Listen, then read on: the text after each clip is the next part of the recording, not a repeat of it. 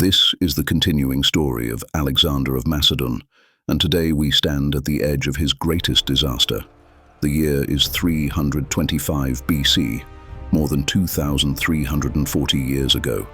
The Indian campaign is behind him, the Battle of the Hydaspes won, and the long descent down the Indus River finally complete. But ahead lies something far worse than any army he ever faced: a desert, a wasteland, a graveyard of kings, the Gedrosian Desert, a place so feared that even the Persian monarchs refused to cross it. A land that kills by heat, by thirst, and by endless miles of shifting sand. A land where caravans vanished and villages fled before the sun. A land that would bleed Alexander's army dry. And yet, he chose it. To test his men. To test himself. Some say to prove a point to an empire that doubted him. Others say pride guided him more than reason. The heat rose every hour until men could not speak. Not warm. Not hot. Heat that crushed the breath from their lungs. Heat that burned through sandals and split the skin of their feet. Heat that bent the distant horizon like a mirage made of fire. It is here, in this furnace of the earth, that the greatest army of its age will finally break. Before we continue, my friend, we remind ourselves of the road behind us. We began with the life of Alexander himself, then the battles that shaped empires: the Granicus, Issus, Tyre, Gaugamela, the fall of Persepolis, the pursuit and death of Darius, then the burning march into Bactria, Sogdia, and the snowbound valleys of the east, and finally Hydaspes, where he faced King Porus and earned the loyalty of a man he had defeated. 10 great journeys, all here on this channel. If you have not walked them with us, return when time allows.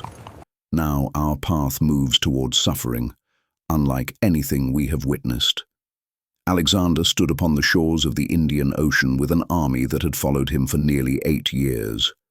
More than 30,000 soldiers remained after disease and war had taken so many. At his side were his remaining generals: Craterus, Hephaestion, Nearchus, Perdiccas, Seleucus, Pusestas, Ptolemy, men who had carried him through battlefields and mountains no Greek army had ever crossed. Before entering Gedrosia, Alexander divided his forces. Nearchus would lead the fleet along the Makran coast with thousands of sailors and soldiers. Alexander would lead more than 30,000 across the desert itself. Their suffering began the moment they stepped upon the desert path. The sun pressed down like a weight upon their backs. The air shimmered. The wind burned. Water became precious beyond measure. Wells were rare, and many were poisoned or filled with sand by tribes fleeing before the army. The first deaths came quietly in the night. As they pushed deeper into Gedrosia, the supply chain Alexander had planned collapsed. Food and water that should have been waiting for them never arrived. Some stores were destroyed by sudden sands. Others were seized by tribes. Many caravans simply vanished into the desert. The army was alone. Hunger spread. Men chewed leather. They dug pits hoping for moisture. Some stared at the horizon until their minds broke. Then came the storms. Gedrosia is a land of sudden winds. Walls of dust swallowed the sky. Camps vanished. Tents tore apart.